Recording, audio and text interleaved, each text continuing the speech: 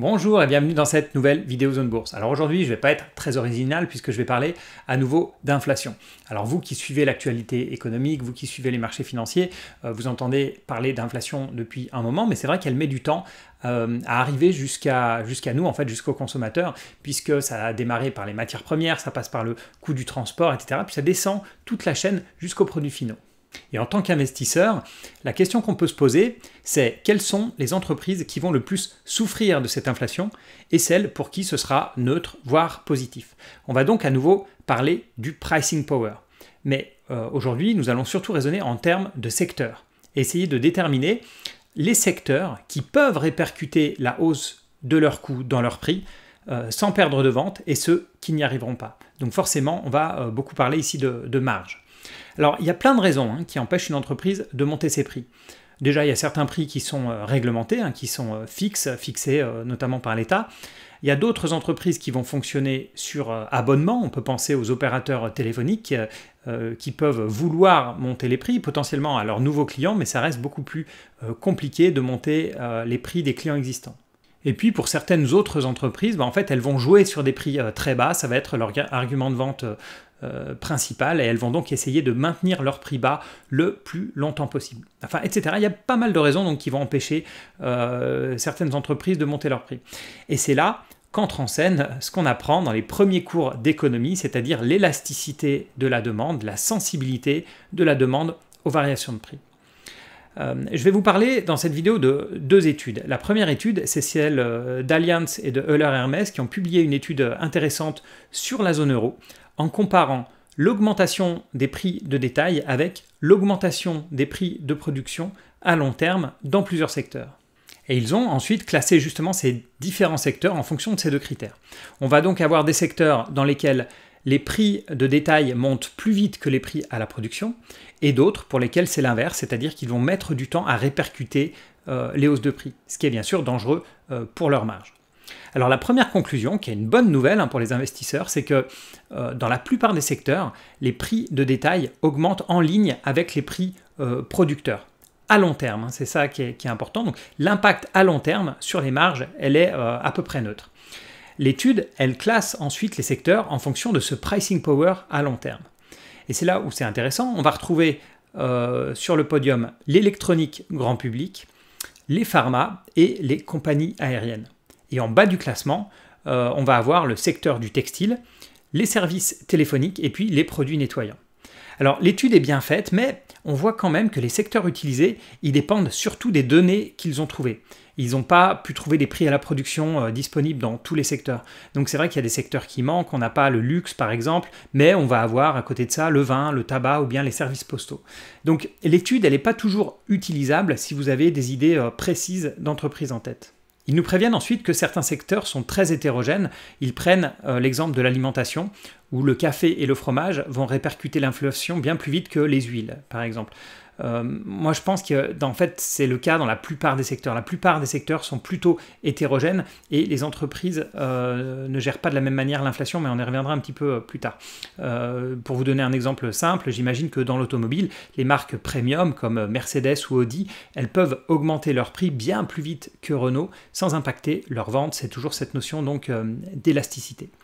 Et ensuite, l'étude va plus loin, beaucoup plus loin, je vous conseille de la lire pour bien comprendre, notamment en classant les secteurs en fonction de leur sensibilité à une hausse des prix à la production. Donc là, ils ne parlent pas uniquement de si elles arrivent à faire passer les prix dans leurs prix finaux, ils prennent en compte 5 critères, je vous laisse lire l'étude pour bien les comprendre. Mais leur conclusion, c'est que seuls 3 secteurs sont immunisés face à l'inflation. Il y a donc la pharma, il y a les ordinateurs et puis l'électronique grand public. Et sur le même thème, il y a une autre étude de Capital Group qui est très intéressante. Alors l'approche est complètement différente. Cette fois-ci, pour déterminer le pricing power, déjà ils se sont basés sur des entreprises américaines, donc les secteurs sont beaucoup plus classiques, puisque l'étude porte sur des sociétés cotées. Et ils regardent 2 critères. Ils vont regarder la moyenne des marges brutes sur 5 ans et l'écart type des marges brutes, c'est-à-dire à quel point les marges sont restées stables pendant ces 5 ans ou si elles se sont écartées de la moyenne. Alors pourquoi est-ce que ce sont des critères intéressants? Parce que sur la stabilité, tout d'abord, si votre marge est stable, ça veut dire que vous arrivez à maintenir votre marge, même quand les prix de vos matières premières ou des salaires augmentent. Et à l'inverse, si votre marge varie beaucoup, ça veut dire que vous n'arrivez pas à répercuter toutes les augmentations de coûts sur vos clients. Et ensuite, ils prennent la marge elle-même. Pourquoi? Parce que, en fait, ces problèmes de variabilité de la marge, c'est surtout un problème quand vos marges sont petites, puisque vous pouvez vous retrouver assez rapidement à votre point mort, voire même perdre de l'argent. On peut donc déjà identifier une zone de danger. Ici, là, avec petite marge, grosse variation. Donc il y a deux secteurs qui sortent du lot, deux secteurs à risque en termes d'inflation, qui sont le transport et l'énergie. En fait, j'aurais même envie de rajouter, pour ceux qui ont le graphique sous les yeux, rajouter le secteur automobile et puis le secteur défense et aérospatial. Mais là où c'est difficile, c'est qu'à nouveau, je pense que dans ces domaines-là, il y a de grosses disparités. C'est ce que je vous expliquais plus tôt dans le domaine de l'automobile. En fonction des niveaux de gamme, en fonction des marques, je pense qu'il y a de grandes disparités de pricing power. Si on passe maintenant aux secteurs qui sont les plus intéressants, donc on va se focaliser sur les secteurs à forte marge et puis à faible écart type des marges. On a pharma et biotech, on a vêtements et luxe, on a semi-conducteurs, boissons et produits ménagers. Alors, déjà, ce qui m'a tout de suite choqué, je regarde quand même régulièrement des comptes de résultats, enfin tous les jours je regarde des comptes de résultats, je lis des rapports annuels, etc. Et quand je vois les niveaux de marge qui sont indiqués dans cette étude, c'est complètement dément. Donc ça m'a surpris. Si vous prenez, je sais pas, un produit ménager, puis que vous allez voir Colgate ou Procter & Gamble, vous allez voir des marges qui vont être bien en dessous de ça. Si vous regardez les boissons et vous allez voir Pepsi, Coca ou autres, vous allez voir des marges qui sont bien en dessous de ça, etc. Bon. Donc je ne sais pas trop comment ils ont fait leurs calculs, mais j'imagine qu'on peut quand même leur faire confiance. Donc bon, je pars du principe que l'étude est bonne, mais voilà, vous avez bien compris, j'ai quand même quelques doutes sur la partie marge. Donc déjà, ce qui me choque un peu, c'est que si on compare à l'étude précédente, on a cette fois-ci les vêtements et les produits ménagers pour lesquels ils arrivent à la conclusion inverse de l'étude précédente. Mais c'est vrai que j'aurais tendance à penser que les vêtements hors luxe et les produits ménagers sont plutôt des domaines qui risquent de souffrir de l'inflation ou être neutres, mais c'est pas vraiment dans ces secteurs que j'irais. Donc en lisant cette étude, j'ai envie de faire déjà un petit peu de tri. Donc le domaine de la santé, on garde. C'est vraiment le secteur qui ressort gagnant des deux études. Depuis 20 ans, aux États-Unis, les coûts de santé ont augmenté à un rythme de 2,5 fois l'inflation. Donc c'est un secteur qui est connu pour vraiment avoir un pricing power important. Et dans cette deuxième étude de Capital Group, dans la santé, il cite l'exemple du pricing power de United Health qui fait de la couverture santé et qui a l'avantage en fait d'aller dans le sens du gouvernement pour la réduction des coûts de santé. Alors que pour les pharma classiques, puisque United Health c'est donc une couverture santé, si vous regardez les pharma, donc celles qui vendent les médicaments, on peut toujours avoir peur d'une intervention de l'État si les coûts des médicaments augmentent trop, si ça pose un problème de pouvoir d'achat et de santé au niveau du pays.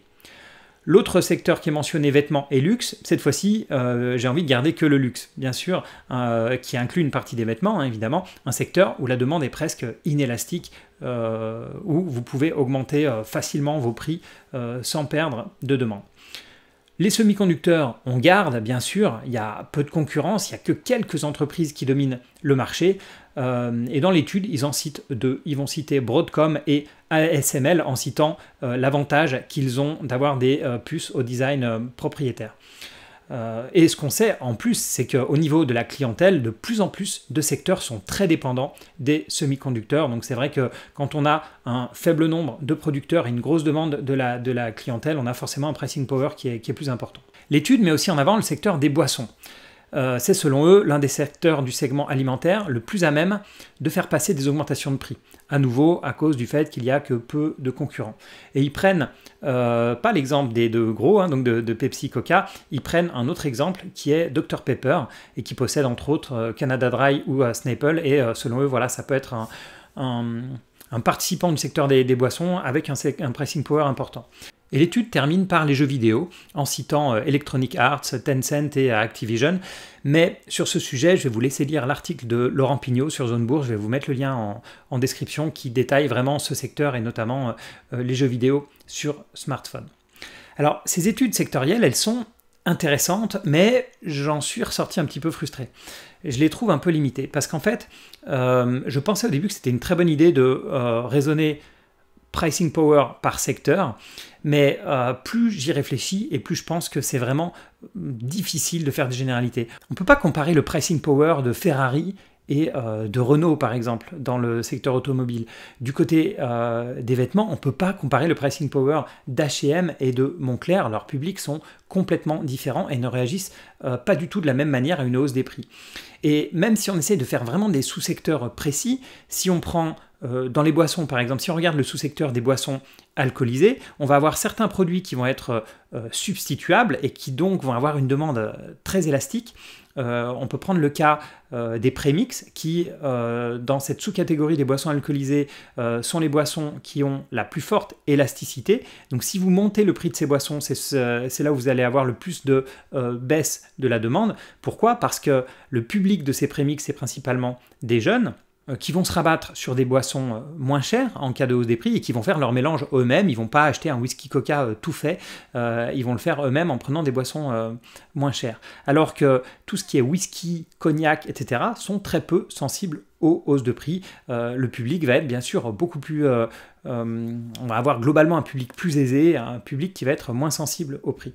Alors même si effectivement je trouve qu'on ne peut pas tirer autant d'informations qu'on l'aurait voulu de ces deux études, il y a quand même des informations à prendre. On l'a vu, la pharma, grande gagnante de ces deux études. On a vu aussi des secteurs intéressants en termes de pricing power. On a vu semi-conducteurs, le luxe évidemment, hein, qui sort toujours dès qu'on parle de pricing power.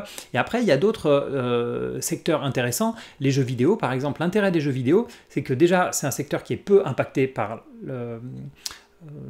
l'inflation en général, hein. Il n'y a quasiment pas de matières premières. Alors bien sûr, il y a beaucoup de salaires, et on sait que les salaires commencent à augmenter notamment aux États-Unis. Mais bon, globalement, ça va être un des secteurs qui va être le moins impacté par l'inflation, mais qui pourtant est le plus à même de pouvoir augmenter ses prix sans faire baisser la demande. Donc s'il y a une hausse généralisée des salaires, par exemple, on va avoir des jeux vidéo qui vont augmenter en prix sans perdre de leur demande. Donc c'est vraiment un secteur qui peut jouer un petit peu sur les deux tableaux, profiter de l'inflation en fait sans la subir. De votre côté, vous mettez souvent des très bons commentaires et de bonnes idées. Donc si vous avez des idées d'entreprise ou de secteurs qui peuvent ressortir gagnants d'une potentielle période d'inflation à court ou à moyen ou à long terme, dites-le moi en commentaire, ça m'intéresse énormément. En tout cas, moi, comme d'habitude, je vous remercie toujours de votre fidélité et je vous dis à bientôt dans une autre vidéo.